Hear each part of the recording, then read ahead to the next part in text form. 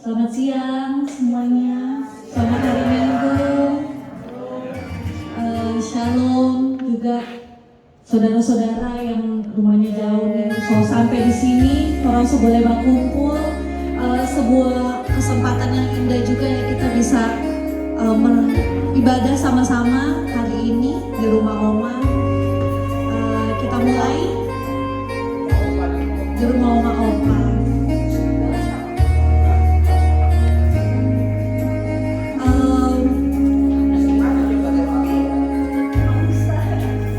Pembukaan kita buka dalam doa terlebih dahulu. Berdoa.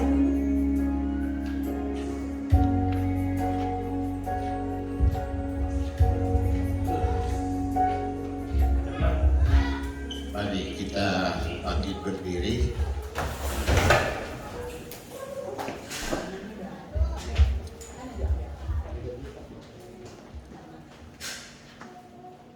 Bapa kami yang berada di dalam kerajaan surga, Bapa yang kami boleh sapa di dalam nama Tuhan Yesus Kristus. Pada siang hari ini ya Tuhan, kami berkumpul bersama-sama untuk mengucap syukur buat kasih anugerah kemurahan Tuhan, sehingga kami boleh bersama-sama sekeluarga, keluarga Lantang Senewe, sekeluarga bersama seluruh handai taulan. Biarlah Tuhan Engkau beri kami hati untuk boleh beribadah pada siang hari ini. Untuk teman-teman keluarga yang mungkin masih dalam perjalanan, biarlah Tuhan mau hantar tibakan dengan selamat di tempat ini, supaya kami boleh bersama-sama memuliakan Engkau dan terlebih mendengar sabda firman-Mu. Terima kasih Tuhan. Kuduskan, sucikan kami. Biarlah Tuhan kami mau membuka ibadah pada siang hari ini di dalam nama Allah Bapa, Allah Putra, Allah Roh Kudus, di dalam nama Yesus Kristus, Tuhan Juru Selamat kami. Haleluya, amin. Silakan duduk. Kita mau menaikkan pujian, Bapak Engkau sungguh baik.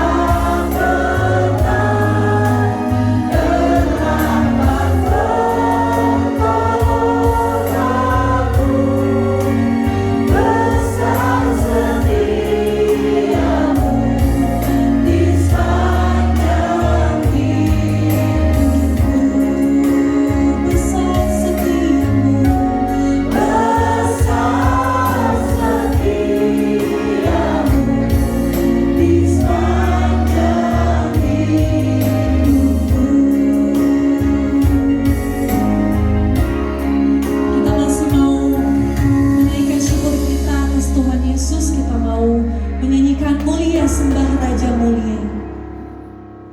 Karena dialah satu-satunya Raja kita yang mulia, amin.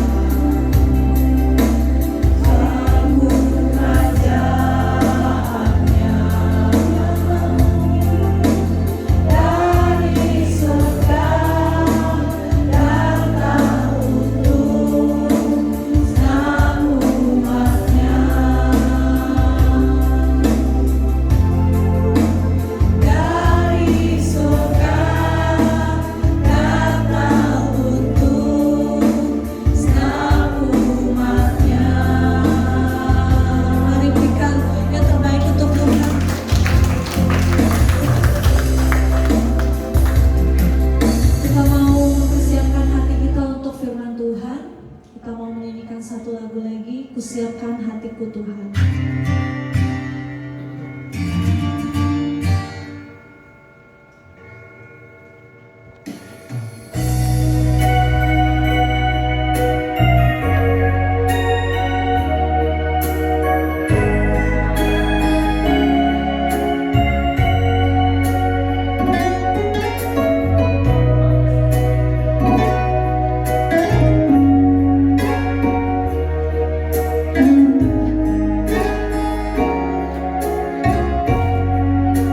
Kusiapkan hatiku Tuhan. Kusiapkan hatiku Tuhan untuk dengar firman-Mu saat ini. Ku sujud dan nyembah-Mu Tuhan, masuk hadirat-Mu saat ini. Curahkan urapan-Mu Tuhan, curahkan urapan-Mu Tuhan bagi jemaat-Mu saat ini. Ku siapkan hatiku Tuhan untuk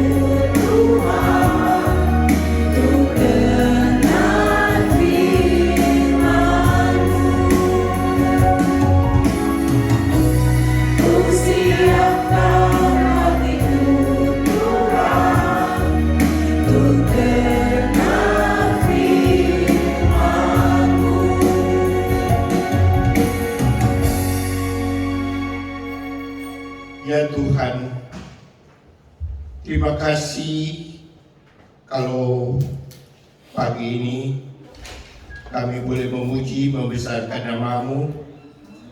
Biarlah Tuhan pujian yang sudah kami naikkan boleh berkenan kepadamu, memuliakan Engkau ya Tuhan. Kami saat ini rindu untuk mendengar sabda firman-Mu, karena firman-Mu itulah yang boleh menegur, boleh menghibur, serta menuntun kami di dalam kehidupan kami berjalan di tengah-tengah dunia yang fana ini, yang tidak menentu.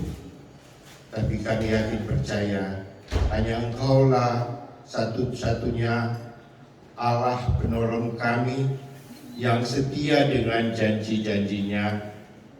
Terima kasih Tuhan, biarlah Engkau urapi hamba-Mu ini untuk menyampaikan apa yang menjadi keinginan kehendak-Mu, dan urapi kami semua supaya kami boleh memahami, mengerti, dan terlebih melakukan apa yang Tuhan kehendaki. Terima kasih Tuhan, di dalam nama Yesus Kristus, Tuhan Juru Selamat kami mau duduk diam mendengar sabda firman-Mu.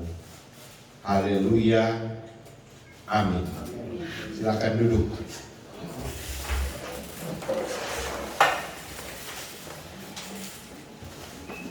Siang ini saya kemarin ini kasih tahu ada pertemuan syukuran karena keluarga besar ini istimewa, ada Grace katanya yang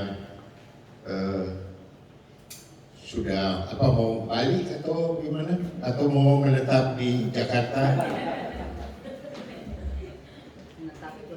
Mau balik ya? Hah? Masih 3 minggu? Aduh, masih banyak tulah lampa dikasih sekarang. Baik, tema yang mau disampaikan saat ini adalah di saat kesukaran selalu ada kemudahan. Jadi di saat kesukaran selalu ada kemudahan. Biasanya kalau ada kesukaran bisa menjadi mudah kalau kita tahu apa penyebabnya dan apa solusinya. Berarti kita memiliki kemampuan untuk mengatasi itu. Jadi ada tenaga, ada finansial keuangan yang cukup, dan ada kesempatan. Kalau tidak ada, ya berarti mungkin ada orang lain yang mau membantu sebelum terlambat. Itu secara dunia. Nah, oleh sebab itu mari saya ajak membaca Mazmur 121, Mazmur 121, nyanyian Syara. Aku melayangkan mataku ke gunung-gunung. Dari manakah akan datang pertolonganku? Pertolonganku ialah dari Tuhan yang menjadikan langit dan bumi. Ia takkan membiarkan kakimu goyah, penjagamu tidak akan terlelap. Sesungguhnya tidak terlelap dan tidak tertidur penjaga Israel. Tuhanlah penjagamu, Tuhanlah naunganmu di sebelah tangan kananmu. Matahari tidak menyakiti engkau pada waktu siang atau bulan pada waktu malam. Tuhan akan menjaga engkau terhadap segala kecelakaan. Ia akan menjaga nyawamu dan Tuhan akan menjaga keluar masukmu dari sekarang sampai selama-lamanya. Pendek kata, kalau menghadapi kesukaran, kita harus paham bagaimana terjadinya kesukaran itu. Dan kita memiliki kemampuan untuk bisa menyelesaikan itu. Saya ambil contoh, kalau ada kesulitan keuangan, biasanya pebisnis itu tahu kalau dia ada kebetulan hutang di bank, sudah banyak tagihan datang, maka dia harus membuat prioritas yang mana harus diselesaikan dulu. Misalnya yang bunganya tinggi, kita kalau bisa bayar dulu. Yang bunganya rendah, kita negosiasi lagi. Kalau perlu buka utang yang baru yang mungkin bunganya lebih kecil. Jadi kita melakukan seleksi untuk bisa mengetahui itu. Nah, Mazmur yang sudah kita baca ini adalah Mazmur pujian. Masih ingat siapa yang nulis Mazmur 121 ini? Dia adalah Raja Yehuda yang namanya Hizkia. Dia hidup 715 tahun sebelum Masehi. Dia menjadi salah satu dari 3 raja Israel yang termasyhur. Jadi ada Daud, ada Salomo, kemudian ada Hizkia. Nah, dia memerintah ketika usianya baru 29 tahun. Jadi masih sangat muda. Jadi dia pemerintah selama 29 tahun, usianya saat itu baru 25 tahun. Dan dia wafat dalam usia 56 tahun. Karena kemudian digantikan oleh Manase putranya. Dan kita tahu Hizkia ini pernah diperpanjang 15 tahun usianya oleh Tuhan. Nah, dia sangat dikenal mampu mengusir musuh Israel Filistin, bahkan menolak untuk membayar upeti untuk Raja Assyria. Nah, Mazmur ini biasanya menjadi doa permohonan agar perjalanan selamat sampai tujuan. Maksudnya sampai tujuan, kalau orang Yahudi itu kan mereka harus beribadah ke Yerusalem. Nah, tentunya selamat ini bukan hanya mengandalkan sang tenaga manusia, tetapi selamat mengharapkan karena perlindungan Tuhan, karena petunjuk dan pemeliharaan Tuhan. Sebab itu ini yang mau kita bahas satu persatu. Yang pertama, ini bisa kita baca dari ayat 2 dan ayat 3, bahwa Tuhan adalah penolong. Karena hanya Tuhanlah yang mampu untuk menolong. Sebab apa? Sebab Dia jauh lebih besar dibandingkan dengan kesukaran kita. Jadi Dia lebih besar, berarti Dia lebih mampu untuk menyelesaikan kesukaran yang kita hadapi. Dia Allah yang Maha Kuasa, dan sebab itu kalau kita memandang katakanlah tingginya gunung kesukaran kita, maka jangan lupa setinggi gunung kesukaran kita masih ada lebih tinggi lagi Allah punya kuasa. sehingga Dia, kita percaya, mampu untuk mengontrol kesukaran kita. Yang kedua, Dia adalah penjaga Israel. Ini kita bisa baca di dalam ayat yang ketiga sampai ayat yang kelima dari Mazmur 121. Ia takkan membiarkan kakimu goyah, penjagamu tidak akan terlelap, sesungguhnya tidak terlelap dan tidak tertidur penjaga Israel. Tuhanlah penjagamu, Tuhanlah naunganmu di sebelah tangan kananmu. Jadi Tuhan adalah penjaga Israel yang senantiasa peduli dengan persoalan yang kita hadapi. Dia Maha Kasih, Dia akan menjaga, melindungi dan memelihara kita sebagai umat-Nya. Kita masih ingat ketika Lazarus meninggal, Maria dan Marta seakan-akan mempersalahkan.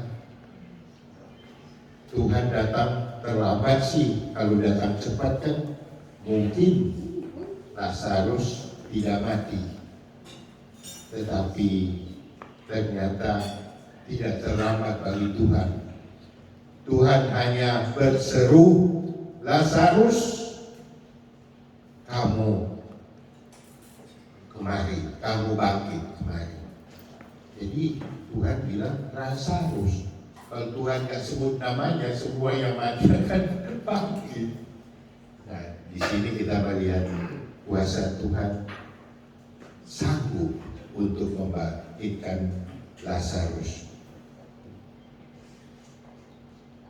Sebab itu Tuhan kita adalah Tuhan yang sangat Maha Kuasa, Maha Kasih, Maha Sempurna.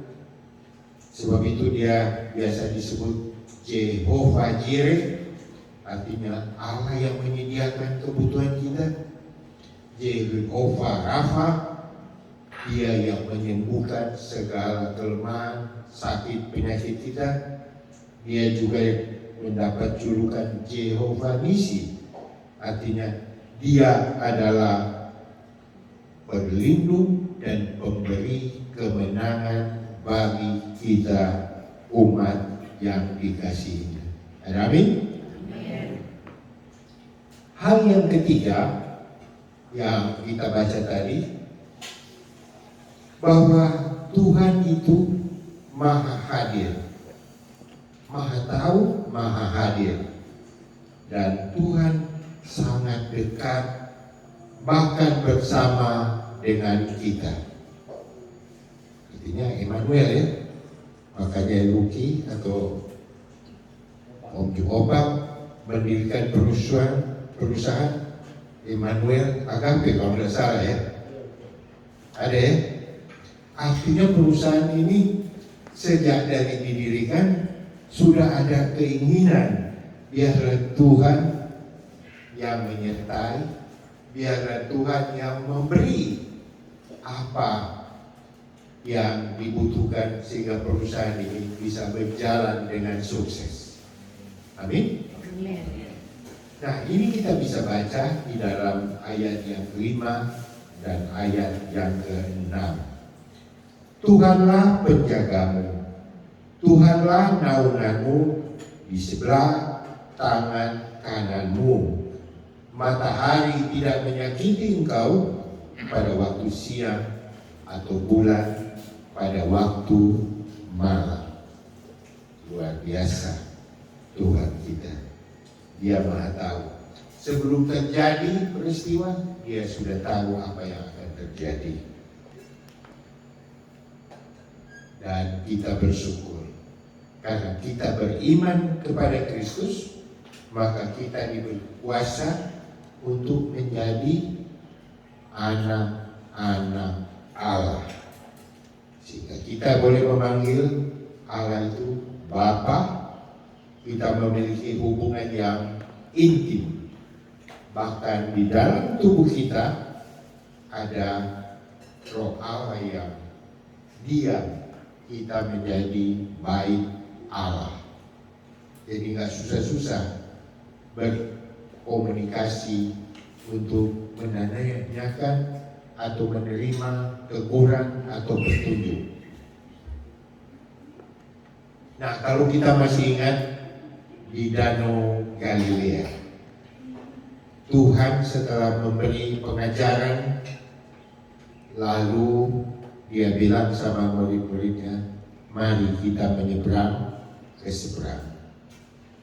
Nah, dalam perjalanan Tuhan Yesus tidur di perahu itu, lalu kemudian ketika datang badai, angin topan, kesukaran datang, murid-murid menjadi sangat ketakutan, lalu mendapatkan ternyata Yesus lagi tidur. Lalu murid-muridnya berkata, Tuhan, kita sudah mau tenggelam. Lalu Tuhan menedukkan angin dan gelombang itu. Jadi ternyata murid-murid Tuhan itu ada bersama dengan Tuhan, tapi mereka tidak menyadari bahwa Tuhan itu ada bersama dengan mereka, sehingga mereka sangat ketakutan. Nah, dalam kehidupan kita pun ada kadangkala ketika mengalami kesukaran dan kesulitan, ada yang lalu putus asa, ada yang berdiri di atas apartemen lalu dia loncat ke bawah karena pikir Tuhan itu sudah jauh dari kehidupan. Makanya kalau orang Kristen itu saya sering bilang nggak boleh stres.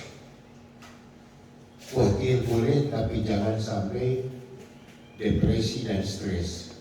Karena kalau orang depresi dan stres, itu tandanya dia tidak kenal siapakah Yesus itu.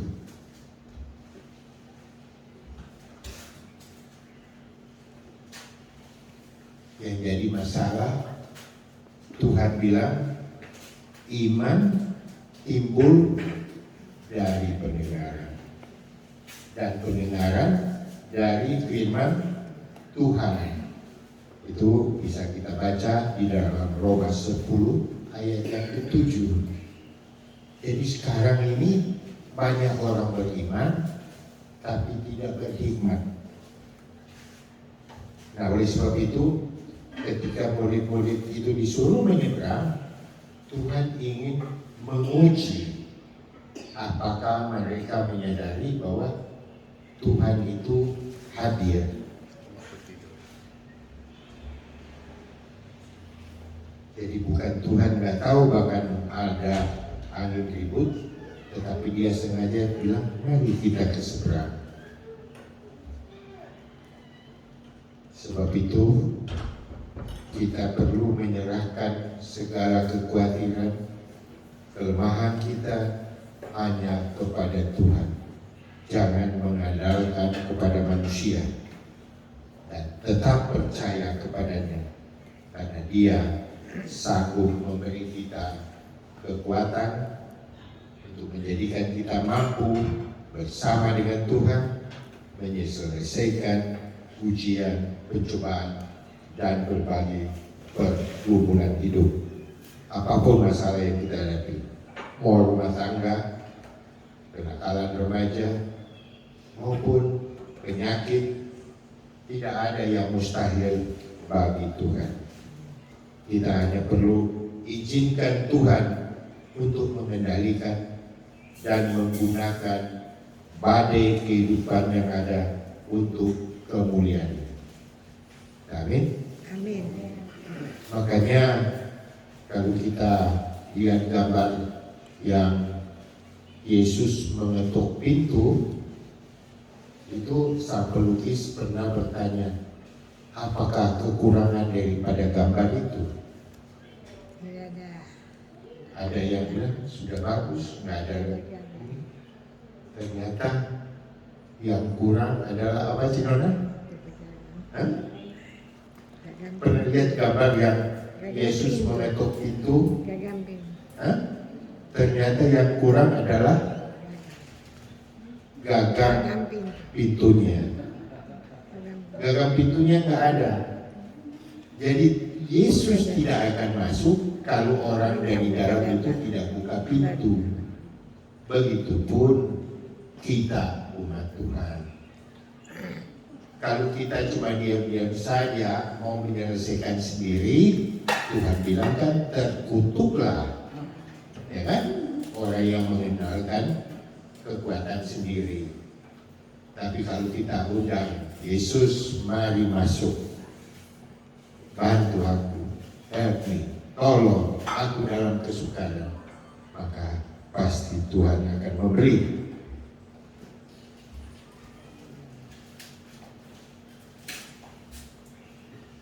Hal yang keempat, pemeliharaan Tuhan ternyata bukan hanya sesaat, tetapi terus menerus. Bahkan bukan hanya di dunia ini saja. Pemeliharaan Tuhan sampai membawa kita ke surga yang mulia. Makanya orang Kristen kalau ada yang meninggal bukan menangis, tetapi memuji, menyanyi memuji Tuhan, karena tahu yang sudah pergi ke rumah Bapa yang jauh lebih indah daripada rumah tempat kediaman kita di dunia, sebagus apapun. Di dalam ayat ini kita membaca di dalam ayat 4 sampai ayat yang ke-8. Penjagamu tidak akan terlelap, sesungguhnya tidak terlelap dan tidak tertidur penjaga Israel. Tuhanlah penjagamu, Tuhanlah naunganmu di sebelah tangan kananmu. Dan matahari tidak menyakiti engkau pada waktu siang, dan bulan pada waktu malam.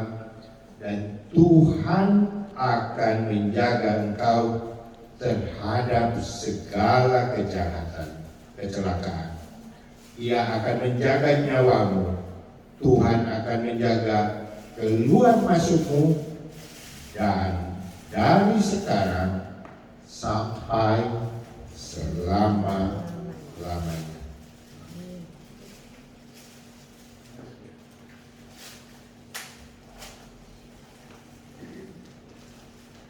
Berbagai situasi, kondisi kadang-kadang dapat membuat kita menjadi kecewa, kita putus asa, bahkan mungkin marah kepada Tuhan.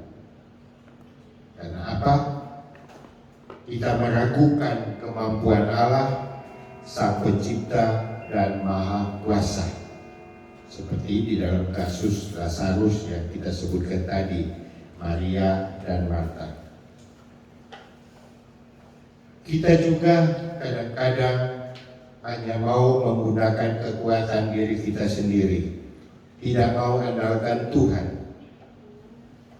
Kita melihat ketika Petrus kecewa kepada Tuhan karena Tuhan sudah naik ke kayu salib, dia tinggalkan Tuhan, menjadi nelayan kembali.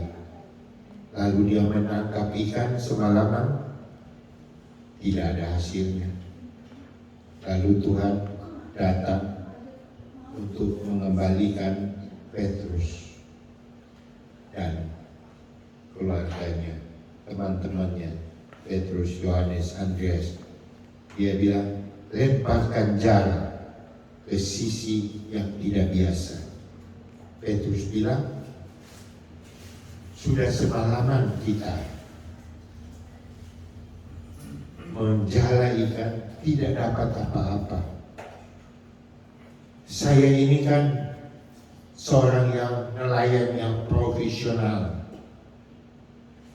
Lalu akhirnya Petrus bilang, tapi karena Tuhan yang perintahkan seperti itu, saya lakukan. Dan akhirnya ketangkap berapa ekor ikan? Wih, tiga galak. 10, 20, Banyak 153 ekor. ekor ikan. Luar biasa ya.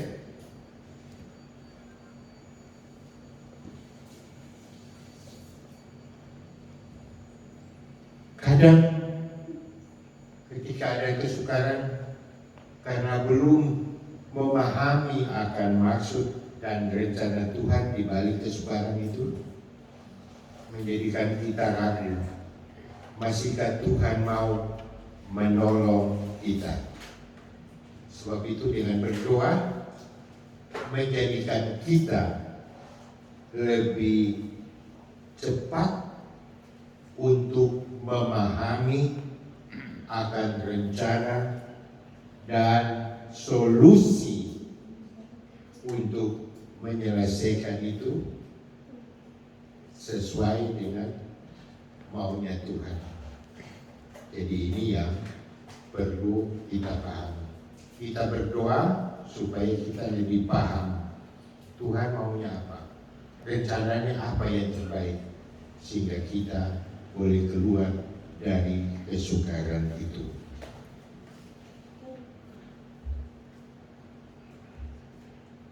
Akhirnya kita ingat petunjuk yang ditulis oleh Rasul Paul, Roma 8 ayat yang ke-28. Kita tahu sekarang bahwa Tuhan Allah turut bekerja dalam segala sesuatu untuk mendatangkan kebaikan bagi mereka yang mengasihi Dia, yaitu mereka yang terpanggil sesuai dengan rencana Allah. Ayat ini sebaiknya kita hafal supaya suatu saat mengalami kesukaran kita ingat Roma 8 ayat 28. Kita tahu sekarang bahwa Allah turut bekerja dalam segala sesuatu untuk mendatangkan kebaikan bagi mereka yang mengasihi Dia, yaitu bagi mereka yang terpanggil sesuai dengan rencana Allah. Amin. Amin. Jadi banyak yang membuat bahasanya, the way to forget our miseries is to remember the God of our mercies. Praise to the Lord is the greatest medicine for a broken heart. Jadi cara untuk melupakan atau mengatasi kesukaran dengan mengingat akan kebaikan kemurahan Tuhan. Puji Tuhan adalah, memuji Tuhan adalah obat yang terbaik untuk mereka yang mengalami kesukaran, mengalami apa? Mengalami keputusasaan. Jadi ketika putus asa, puji Tuhan saja, maka itu akan. Amin. Amin. Mari kita akhiri, dan sebelum kita masuk dalam doa, kita angkat satu pujian, aku memuji kebesaran-Mu. Oh Tuhanku,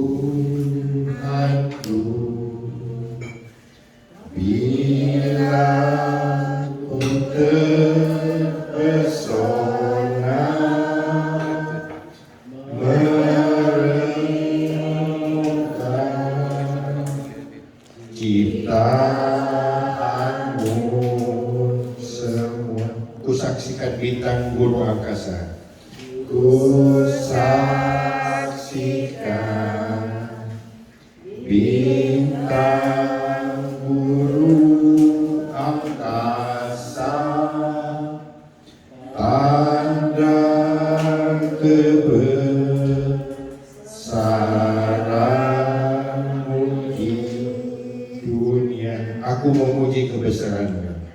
Aku memuji kebesaran-Mu. Ajaib Tuhan, ajaib Tuhan.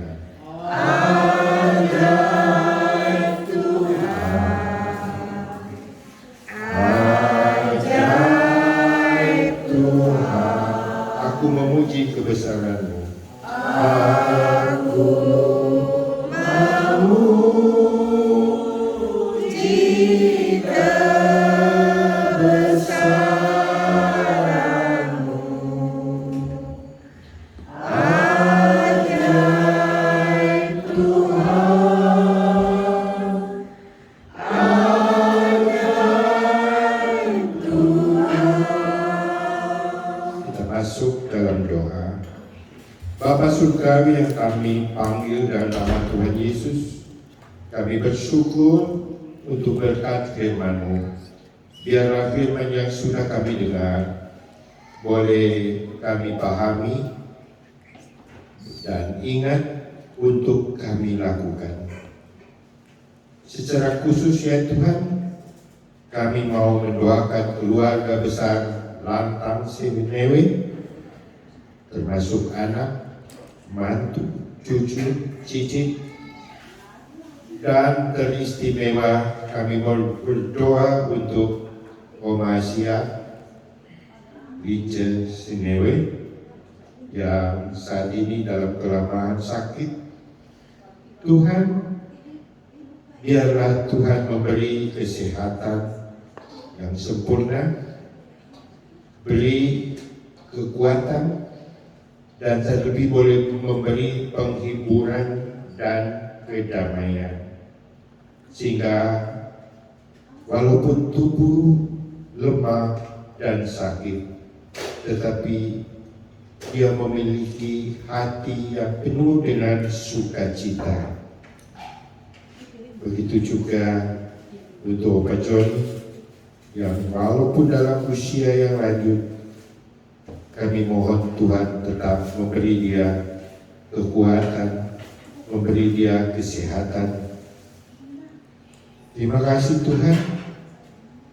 Siang ini juga kami ingat akan putri dari Sony, Grace, sekeluarga yang sedang berada di Jakarta dan 3 minggu lagi akan kembali ke Skotlandia. Biarlah Tuhan tetap pelihara, memberi kekuatan, penyertaan, sehingga dengan perlindungan dan berkat Tuhan mereka dapat sukses dan berbahagia sekeluarga. Kami juga mau berdoa untuk Saudara Hani Palar, Hani yang sedang menjalani pemeriksaan dan pengobatan di Jakarta maupun Cinona. Tuhan juga mau menolong, berikan kemurahan. Kami juga mau berdoa untuk semua kami yang hadir di ibadah syukur siang ini. Apapun pergumulan, apapun persoalan yang dihadapi, biarlah boleh diberi jalan keluar untuk pekerjaan, untuk keluarga, untuk kesehatan, untuk pendidikan anak-anak kami, pergaulan anak-anak kami. Biarlah Tuhan mau beri kemurahan dan penyertaan menjadikan berhasil. Kalau sebentar kami akan menikmati makanan dan minuman yang telah disediakan, kiranya Tuhan mau memberkati, mau menguduskan, untuk biarlah makanan ini menambah kesehatan bagi kami, jasmani kami, dan Tuhan kiranya mau memberkati tangan-tangan mereka yang telah menyediakannya. Akhirnya, Mari bangkit berdiri.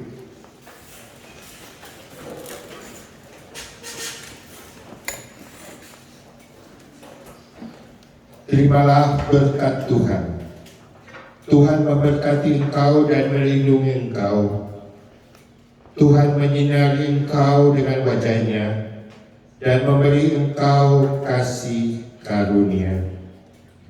Tuhan menghadapkan wajah-Nya kepadamu dan memberi engkau damai sejahtera.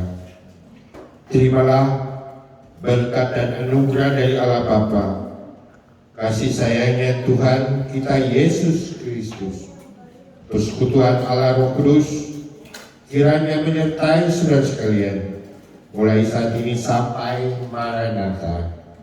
Yesus datang kembali di awan-awan, menjemput kita sebagai gerejanya. Haleluya, amin. Kita angkat satu pujian, terpujilah Allah. Terpujilah Allah, hikmatnya besar. Terpujilah Allah, hikmatnya besar. Begitu kasih-Nya untuk dunia semua, sehingga diberilah putranya kudus. Berilah putranya kudus, mengangkat manusia serta pujilah, pujilah, buatlah dunia bergerak. Pujilah, buatlah dunia bergerak, bergerak, mendengar suaranya. Dapatkan Allah demi putra. Karena Allah demi dipuji padanya sebab hikmatnya. Silakan duduk, ibadah telah selesai. Salam damai, selamat hari.